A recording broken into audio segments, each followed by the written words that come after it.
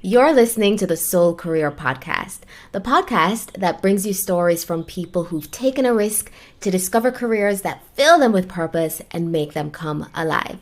I'm your host, Lysandra Ricketts. Now for the episode. With me today is Yasmina Zaidman.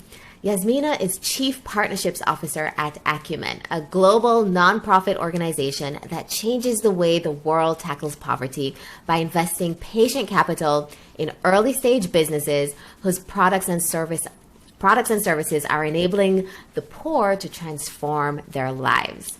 I met Yasmina when I sat next to her at a dinner at a conference in October 2017.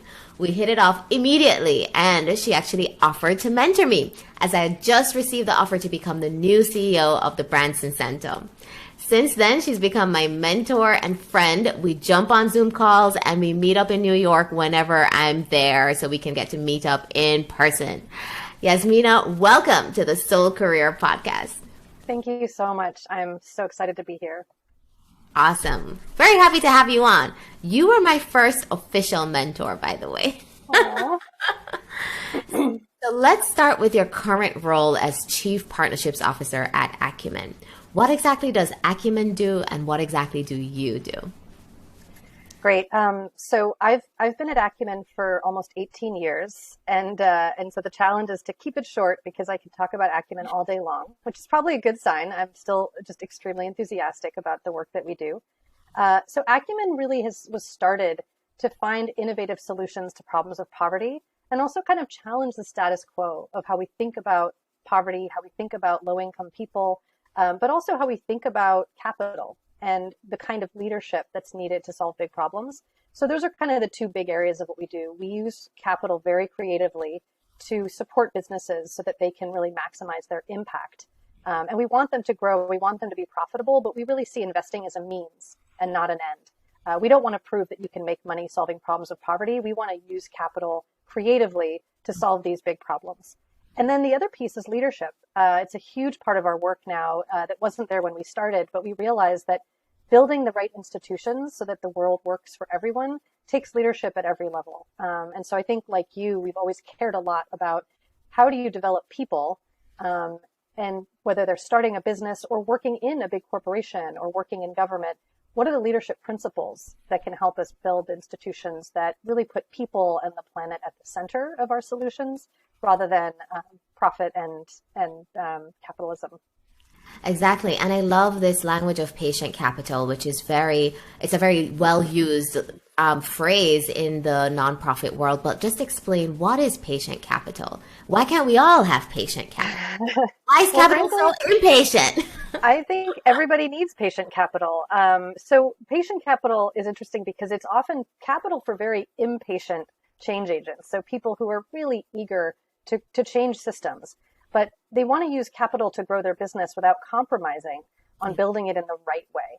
And so it's harder and it takes longer when you want to serve harder to reach customers, when you want to innovate a product so that people benefit that have been excluded. And so that's where the patience comes in. And it isn't just taking our time. It's also, how do we structure the investment? What amount of capital do we provide at what stage of a business's growth? And then what do we do beyond investing? For us, patient capital is about accompaniment. It's saying we're going to invest in you, but also over time, we're going to figure out how do we help you build your capabilities as an entrepreneur and a leader? How do we connect you into a network of others that can support you along the way?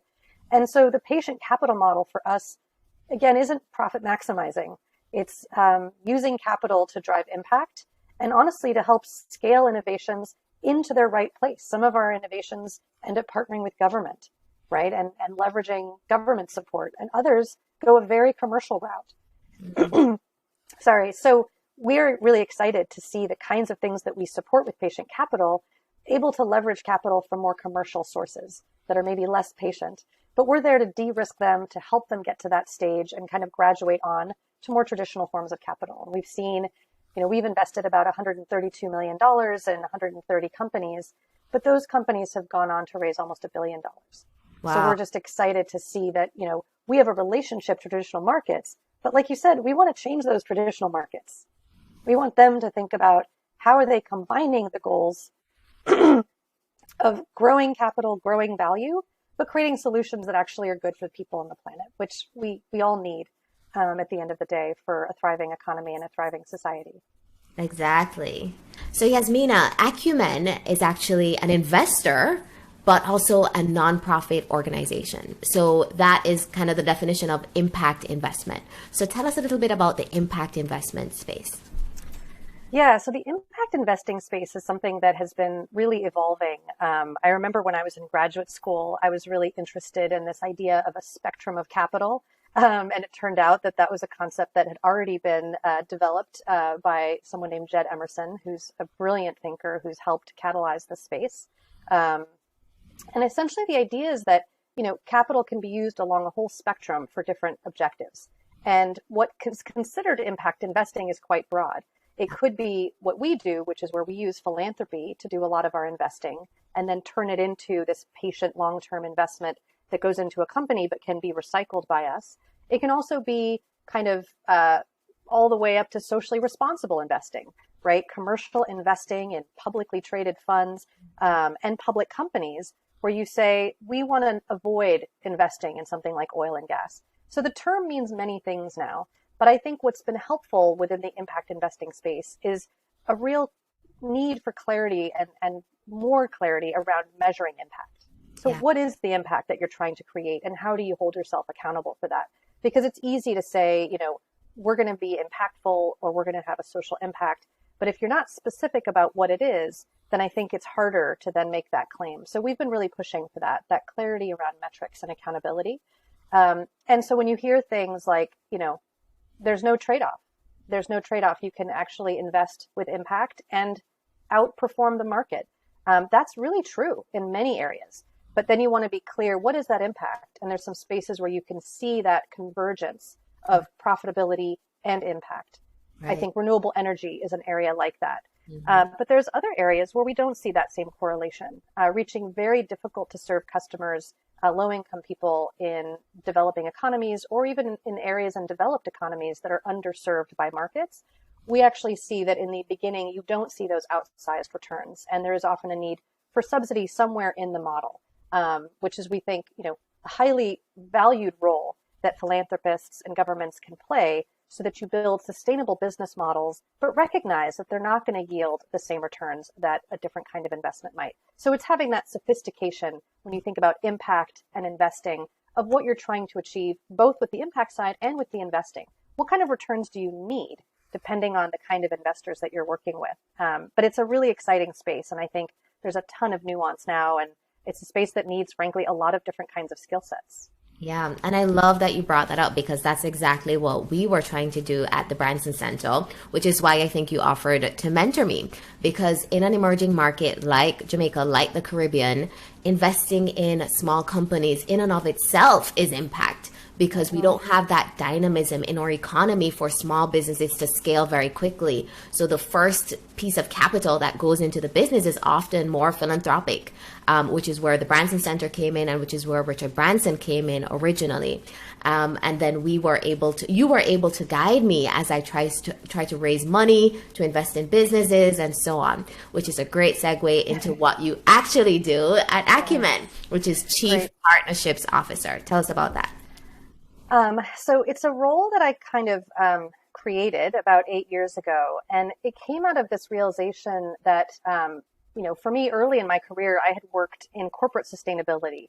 And it was a really interesting space. It was in the, kind of late 90s where sustainability was an idea that was starting to take off. But corporations didn't necessarily have a lot of commitment or resources around it. And I found myself getting a little burnt out.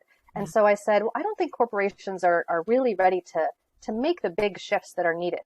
And so I switched over to social entrepreneurship and sort of never looked back. But what happened 8 years ago was I realized that for our work to succeed, to support social entrepreneurs with the intention that they influence the way that we do business, the way that we operate as a society, drawing on these innovations and these incredible role models of leadership, we needed to be in deep dialogue with the traditional private sector. So I basically have been working to create a bridge between Acumen and the corporate world. And so day to day, I spend time thinking about how we can bring corporations into our work And what's exciting is that I think a lot has changed since the late 90s, and a lot of corporations are really trying to embed principles of inclusive business and sustainability into their core business. Yeah. And also recognize that these kinds of entrepreneurs can be a really important part of that journey, whether it's how they source, how they engage their people in really meaningful ways in the community, and also learning new ways of doing business. So it's been great to see that growing interest, and we're there to figure out how do we keep building that bridge in ways that support the social enterprise movement, but also can help transform business. Right. So when I first met you, I thought your role was more traditional fundraising in a nonprofit, bringing in millions of dollars of philanthropic money into the organization, which would then be distributed to high impact entrepreneurs around the world, in Africa and everywhere else that you operate. But yeah, and I'm trying to do that too. Right. So you still do some of that more traditional fundraising, but your role has transformed into chief storyteller, into community, creating communities with your donors. So tell us about that piece of your role, like the fundraising and the storytelling. Yeah. Well, I think part of it is realizing that no one really dreams of just being part of a transaction.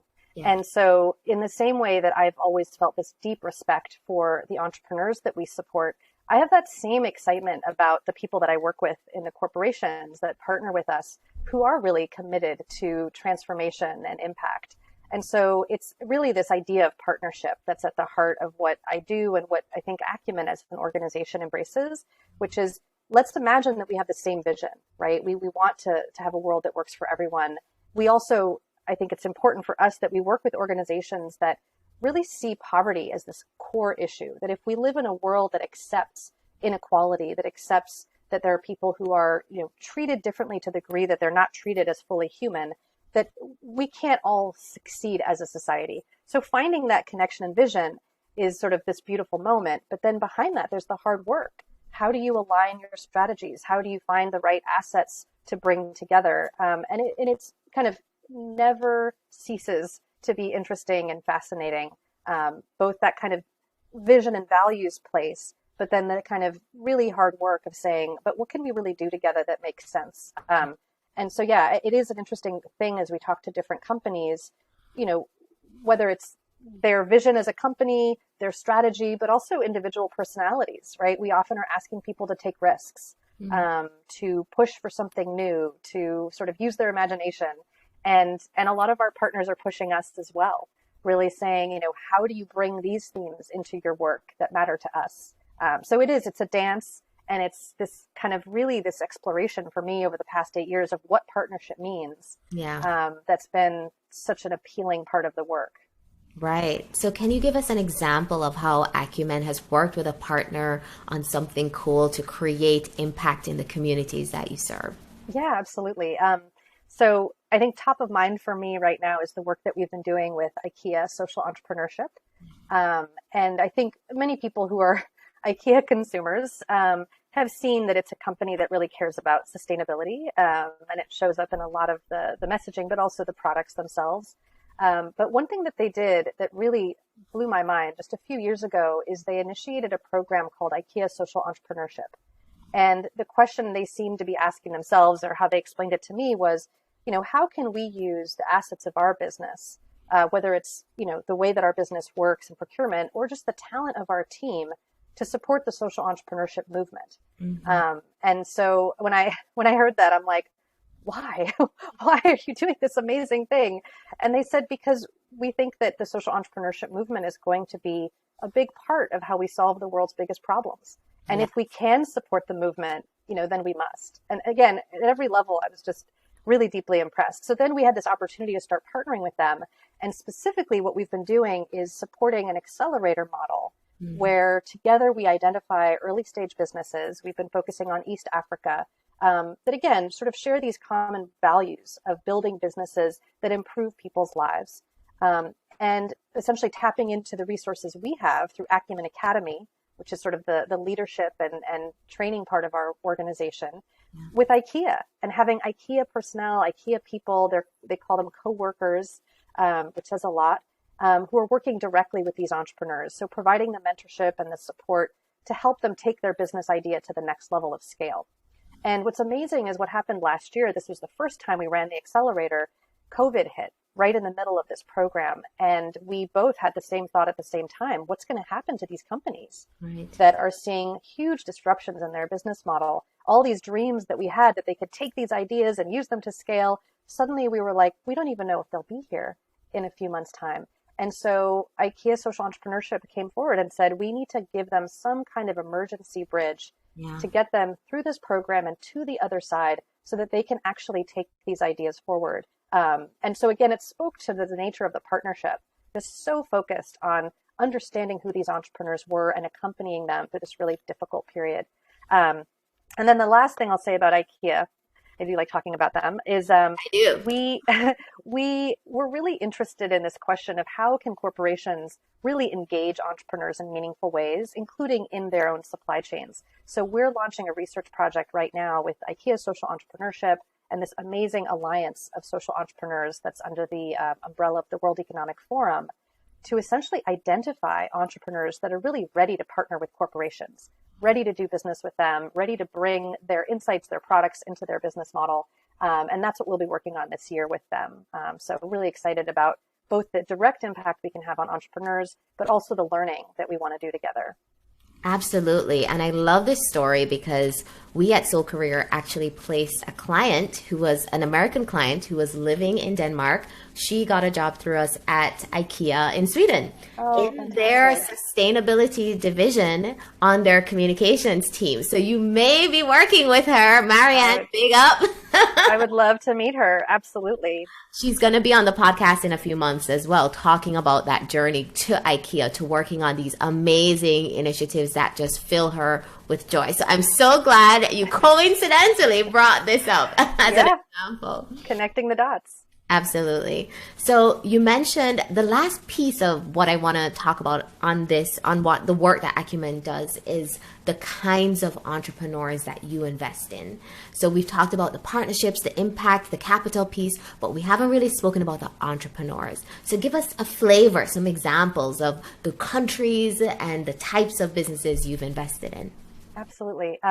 So we invest in India, Pakistan, East and West Africa, Latin America, and also in the US, which is a program that's about 5 years old, where we realized that there was a huge opportunity for us to bring what we'd learned to working in the US on issues of structural poverty and inequality, but also learn from the innovations in the US. And the kinds of entrepreneurs that we're looking for, you know, what's interesting now is we do work at sort of different stages of an entrepreneur's life. So, you know, again, with an accelerator, we'll be looking for someone who's really early days, really working on their proof of concept. Our kind of traditional for us is what we call pioneer investing. We're looking for entrepreneurs that have some market traction, but are really trying to get ready for scale. They have to build those internal systems that would allow them to take their business to scale and approach commercial investors. And we've actually launched 4 separate commercial funds. So these are blended capital funds that allow us to work with companies that are at the growth stage, and essentially to stay with them on that journey, and also, you know, attract other commercial investors by kind of signaling to the market that we see these as really viable growth stage companies. So the entrepreneurs look very different along that spectrum, but I would say that they have very, you know, clear things in common, which is a commitment to impacting the lives of the poor. More and more, one of the things we've been asking ourselves is sort of in terms of the profile of the entrepreneur, we want to find entrepreneurs that reflect the diversity of issues and communities that they're serving. And in some areas we've seen, like in access to energy, which is a really big area of focus for us, there were a lot of non-local entrepreneurs who had particularly moved to places like West Africa or East Africa to build these amazing companies that are bringing access to solar energy to remote rural communities. And so we asked ourselves, how do we really intentionally support investment in local entrepreneurs? Really build out that ecosystem of entrepreneurs that maybe didn't go to MIT or Stanford, but really are going to be, we think, the foundation of the energy sector in the future. So now we're thinking about how do we structure the ways that we invest, the ways that we source entrepreneurs and support them to make that community more inclusive. But in general, what we'll see when we look at our entrepreneurs is a range of profiles, more and more women entrepreneurs founding companies and showing up on our radar, which is exciting to us. And also sometimes coming at it from different lenses. You know, we have one entrepreneur in Kenya who runs a clean cook stove company, who is really just a deeply committed environmentalist. He wanted to stop the burning and destruction of forests in Africa. And so he started a cook stove company. What he's doing today is he's empowering hundreds of thousands of women with a cooking technology that reduces labor, that reduces health impacts, that reduces expense, and makes their lives easier and better, and often helps improve relationships between women and men, because men are interested in this sort of new technology. And the woman will say, great, why don't you come cook with me? You can learn all about it. So interesting to see where people's passion comes from. Some come from a more commercial orientation, and some come from a very social impact orientation. But the ones that we support are the ones where it kind of meets in the middle. And they have this shared commitment to impacting the lives of the poor and creating a scalable business. Beautiful. And that's the theme of this episode, mission-driven careers, impact-driven careers. So I'm really glad to hear from someone who's spent a lot of her life in the impact and mission-driven space. In fact, I just looked at your LinkedIn profile. You've been at Acumen for 17 years, which is unheard of in today's world. Like 2 years at a company is like considered long right now. So how did you start out at Acumen, and how did you end up staying there for so long? Yeah. So I joined Acumen coming right out of business school. And as I mentioned, I was really fascinated when I was at business school with this question of how do you use the tools of business to drive social impact? That's kind of what I went in there to learn. I had worked at Ashoka before business school, and I felt that Ashoka was so amazing at, focusing on the entrepreneurial spirit of a social entrepreneur, and their passion for change. But there wasn't as much emphasis on that question of scale. How do you take these ideas to the next level, and how do you use business as a driver for that? So that was the question I went into business school with. And when I learned about Acumen coming out of it, it just seemed to answer that question. It was just, if you can build a scalable business that solves one of the world's biggest problems, you have to try to solve that puzzle. So I joined as the water portfolio manager, which was really ironic because I knew almost nothing about investing and almost nothing about the water sector. And then throw into that, I was starting my work in India and Bangladesh, neither of which I had ever visited. So it was a wonderful chance to dive into the deep end. And I think just a great lesson for me, which was to sometimes be willing to kind of step into the unknown and trust that you'll kind of figure it out on your way. And of course, huge mentorship and support that allowed me to survive that period. I was kind of, every time my boss invited me into his office for a catch up, I was like basically waiting to hear that I'd been fired. Oh, no. So a little bit stressful, but what was interesting in that was really getting that firsthand view of what was the experience of these entrepreneurs. How were they trying to kind of navigate the space between access to safe drinking water and building a viable business? And that, I think, has stayed with me, just that proximity that I had to these different business models. I think for me, as Acumen was growing, one of the reasons I've stayed at Acumen so long is I've been able to be a part of, and in some places a driver, of the evolution of this very dynamic organization. So I've had, very distinct jobs, each of which have had a steep learning curve. And that just means that it's sort of never dull. And in some ways, the work is never done. So I transitioned from doing the portfolio work into our communications work at a time when Acumen realized that our impact on the world may not be just the direct impact of our companies and the people they serve, but the ideas that we wanted to get out into the world, the messages that we wanted to share, and that our success and our sustainability depended on our ability to tell the story. So I led communications at Acumen for 6 years. Again, mostly it felt like just a steep learning curve. And I remember a colleague from the Ford Foundation reached out to me to want to have coffee. And I was like, wow, the head of communications for the Ford Foundation wants to meet. I don't know why. But when we met, I asked him and he said, well, we sort of have the same job. And I'm like, oh, I'm a communications professional. It had never really occurred to me because it was a part of my journey, but I didn't really identify that way. And the lesson there was that in some ways, the impact of the work I was doing was more important than the title. So finding a way to have impact was, part of that journey. I left the comms team after 6 years to initiate this partnerships work. But what I find is that I use those skills almost every day. And so I've advised others that I know that are thinking of a transition, think about how you bring everything with you. Even if it seems like you're jumping into something new, bring those skills, bring those lessons with you, so that you're building rather than just pivoting and taking detours. Exactly. That's great advice. And in fact, the themes that I'm hearing you when you're telling your story about how you stayed at Acumen that long, it's change, constant growth, constant learning, great mentorship, and impact, and feeling that you're really changing people's lives through your work. And those are very, very similar themes for me. Staying at the Branson Centre for 7 years, I never thought I would be with one organization for 7 years. It's like mind blowing. Before the Branson Centre, I actually changed jobs every year. I remember when I was applying to business school, and one of the Q&A questions was, what if you've had more than 2 jobs since college? And I was like, I've had like 8. And that goes to our personality type. So I want to take a little detour there because I'm an ENFP, you're an ENFJ. So my theory, and I think this plays out in all the clients that I've seen that have been in the nonprofit impact space, everyone is an F. A feeler, a communicator, a connector, needing to impact the lives of others.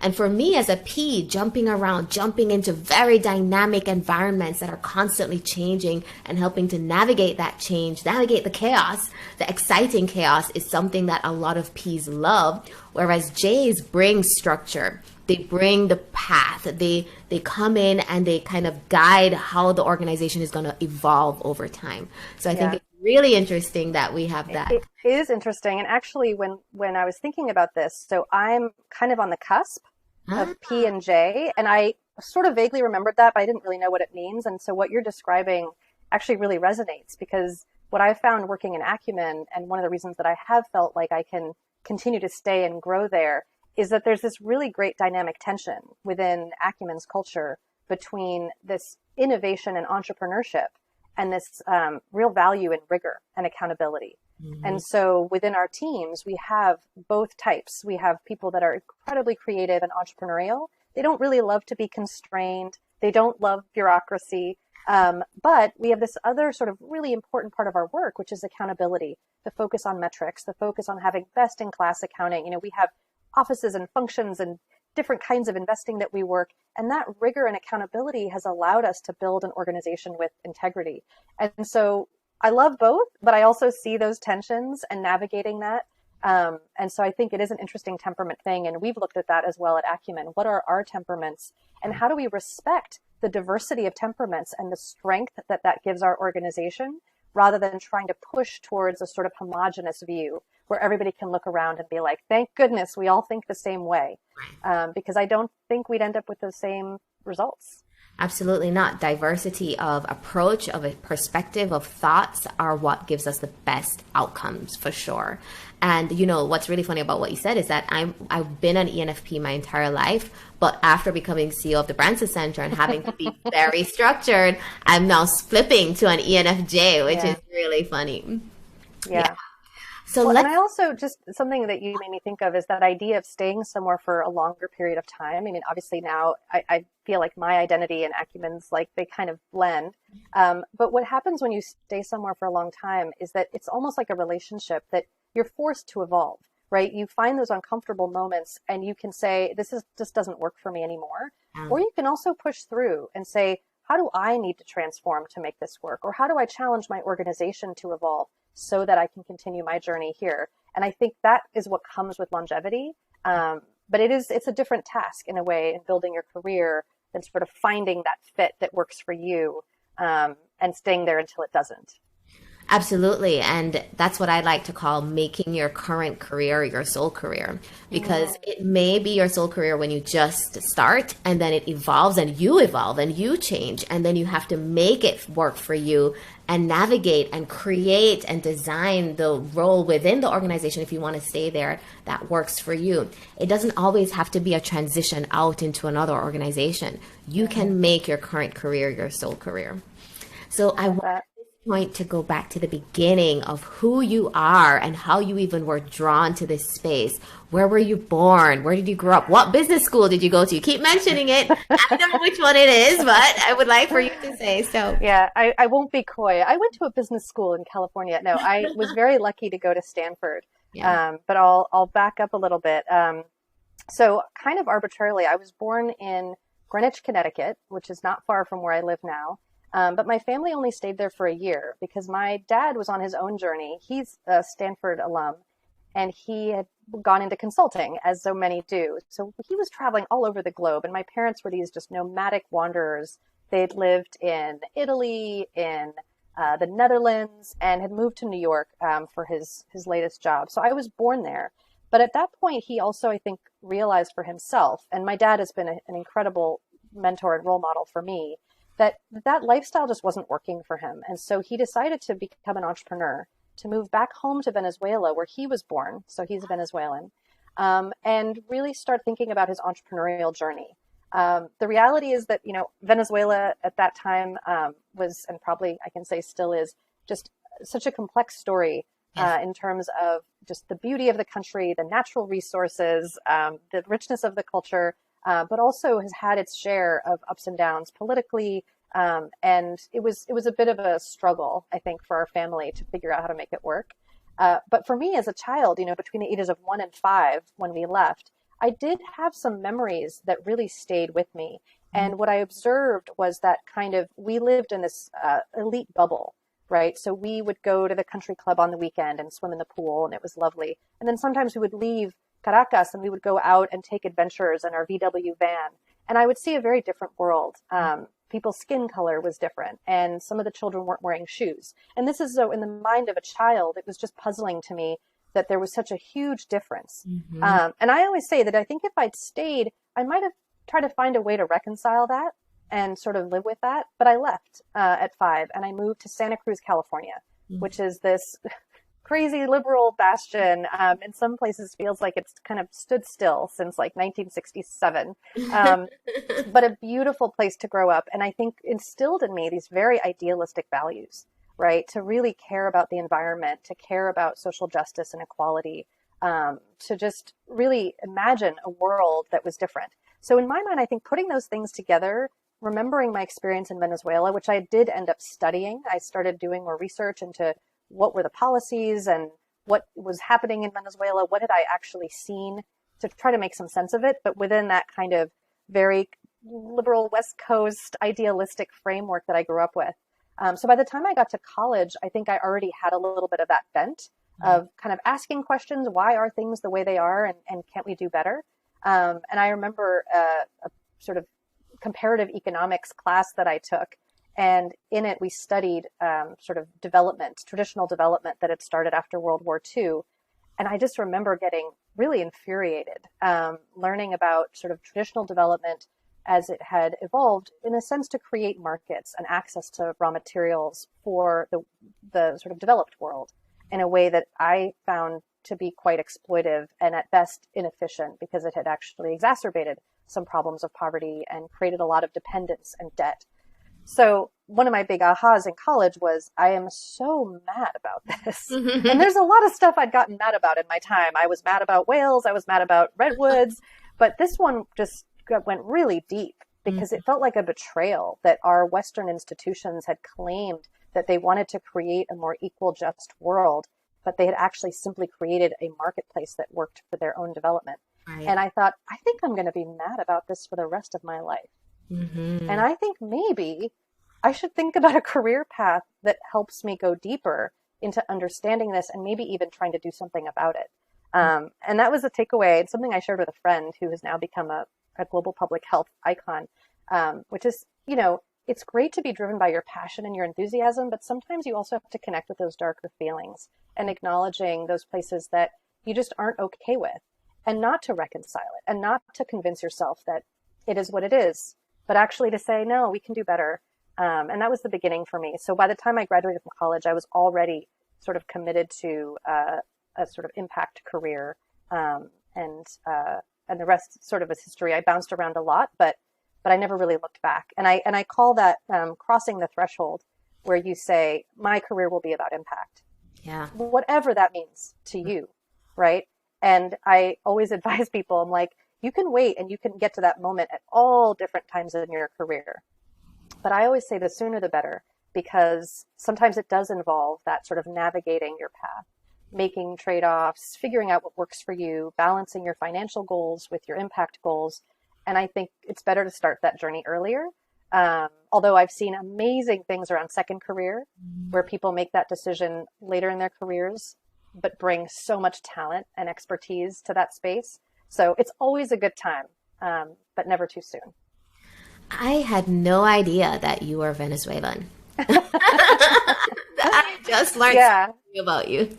Excellent. Well, I used to brag about it all the time because you can see me sort of, well-intentioned white girl. I think I was carrying that around with a bit of discomfort. And so really wanted people to know that I was actually Venezuelan.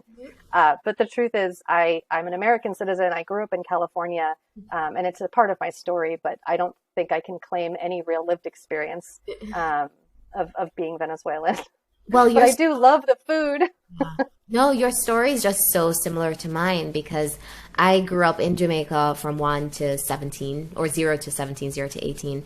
And I remember doing an economics class for the first time and learning about supply and demand and poverty and being like, why don't we use this knowledge to solve all the issues that I see when I drive out of the school compound onto the street? Right. And that stayed with me, and which is why I studied economics when I went to the University of Chicago. I wanted to be the Minister of Finance for Jamaica. And that's really what led me down this path of impact careers, because I thought I tested the water with corporate America at Bain in New York. And I was like, it's not enough impact on people's lives for me. And I had to find a way through a nonprofit organization that invested in entrepreneurs, very similar to you. I had to find my way to bridge my business and economics background. You went to Stanford Business School. I went to Harvard Business School. So we have the business pedigree, but we also want to change people's lives. And we both found organizations that helped us to do that. Yeah, well, it's no question that we clicked, and just hearing your story, and also the way that you had kind of fearlessly moved into this space, but then been recognized as this talent that could really lead the organization.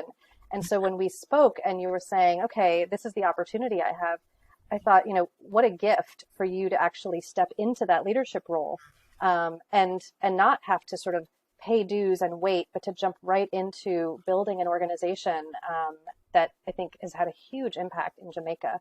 So I think it's that combination of kind of the upbringing and then the skills, but at the end of the day, you have to make choices about, where are you going to put your time and effort and what risks are you going to take? And that can make all the difference, I think, in terms of maximizing your impact as an individual. Absolutely. And, it was the most challenging position that I've ever held. You know that in deep detail, but you also know it was also the most rewarding path for me as well. I learned so much about running an organization. I learned so much about myself as a leader, and I wouldn't have changed it for the world. So I want to ask you, Yasmina, what advice do you have for people who are looking at getting into the impact space, nonprofits, NGOs, philanthropic communities? How can someone enter that space? 3 tips. 3 tips. So the first one is, and I love that you didn't prepare me with this question, so I really just got to go for it. So one is advice I've given many people, which is to do an internal reflection first. Yeah. Because you hear a lot of people say, I'm here, I want to make a difference. But if you can't connect it to your own story, your own values, there's always something there. So you want to connect really deeply with why this is important to you. Because like with anything that's important, there'll be bumps along the way and you'll need that internal compass. So for folks who don't really know why they care, but they do, I'm like, take the time. Go on a long hike or something, but just don't stay at a superficial level, because this is a real life journey. The second piece is choose the organizations that reflect your values, rather than the title, rather than the job description. Yeah. And that's because for me, when I started at Ashoka, I was working on their staff recruiting team. They needed a staff recruiting system. And I knew how to build systems. And I said, look, this is not my destiny. I'm not going to be a recruiter, but this is the organization that I need to be at. And within about a half a year, I was the associate director for their environmental program, which was the job that I wanted. Mm-hmm. And so it's just kind of show up and do what's needed. And then I guess the third one is it's sort of connected to the first, but to be really honest with yourself about where you shine. So when you're thinking about, again, moving into the nonprofit space, what are the skills that you bring? Where do you really excel? So that you can kind of build on that. Because the thing about the nonprofit world is it needs everyone and everything. Yeah. And then the other thing to think about is you can have a huge impact working at a nonprofit, but you can also have a huge impact working in government or working in a corporation. And every space now, there's this interest in breaking down barriers. Right. So where, again, do you feel like you can go the furthest to have that impact? And then once you're there, how do you start to connect the dots across sectors rather than sort of convincing yourself that you need to be, working in a nonprofit if you want to make a difference? I love that. So for you personally, Yasmina, and this is how we'll close, like you've been in your soul career for 17, almost 18 years now. So when you think about what happens next, where do you go from here? What does that look like? Well, I'll be really honest. I have two kids that I adore, a 9-year-old girl and a 12-year-old boy. And of course, we're in the middle of a pandemic. And so I think it's hard sometimes to look beyond kind of getting back to some space of normalcy. Yeah. But it's been, for me, really powerful to recognize that the mental health and the physical health of my family is what's sort of top of mind for me. But at the same time, I want to stay really connected to my own journey and frankly, the journeys of others. So in the long run, I know that I'm going to continue to want to push myself and learn and stretch and find new ways to lead and add value. So I'm kind of teeing that up in two ways. One is being connected to my mentees and really showing up for people that are at different stages of this journey because it really nourishes me and it gives me this reminder of what it's like to be building and growing. And so that's been a commitment that I've made to support people who are kind of finding their way, and particularly women of color, because at the end of the day, I personally think that that's where we need to go, is having a world with leadership that reflects a much more diverse community. And then on the flip side, also recognizing that I need mentorship. I want to be inspired by women who are at different stages of their career and have maybe navigated these things before. So I recently joined a group called Chief, which is for, executive women who are, really thinking about how to combine impact and leadership across all sectors. So being exposed to different women who are pushing themselves and leading organizations. And I think that's what's going to help me figure out that sort of, what do I look like in my next iteration? But, honestly, I think there's something about being in the moment, being really committed to the people that I think count on me today. I have an amazing team at Acumen, and just feeling every day like I can be useful and I can learn something new. Amazing. I love that so much. And that's what we're all learning now during the pandemic, how to be still, right? So much stillness compared to you traveled so much pre-pandemic. Yeah, my husband will be happy to hear you acknowledge that. Right? So just that stillness, I was very uncomfortable with it at first. As extroverts, especially, we want to get out there and connect. Yeah. And so it was really hard for me to be just still and by myself a lot. And now I've created so much from that space of stillness. So I'm very grateful for the pandemic for holding me in place so that I could reflect on my own life and create again, right? Yeah, absolutely. And, life is cyclical and life is everything. So things are going to change and then we'll find ourselves moving around a lot again. And I think the key is to kind of hold on to that stillness and that insight that comes from change and not just kind of putting our heads down and putting our nose to the grindstone, because life is too short and, this isn't the rehearsal. This is the real thing. And so I think it's just being able to keep that presence of mind. Exactly. That's beautiful. So with that, thank you so much for joining us, Yasmina. You are just a real blessing that came into my life. I'm so happy I got to share you with the Soul Career Podcast audience. Thank you again. Thank you so much, Lysandra. And you're exactly the same thing to me. So this was just a joy. Great to see you. Awesome. Bye. Bye, Lysandra. If you love this episode, remember to hit subscribe and leave us a review. And if you're a professional, executive, or entrepreneur that's interested in taking one of our coaching programs, head on over to soulcareer.com and sign up for a free consultation. We would love to hear from you.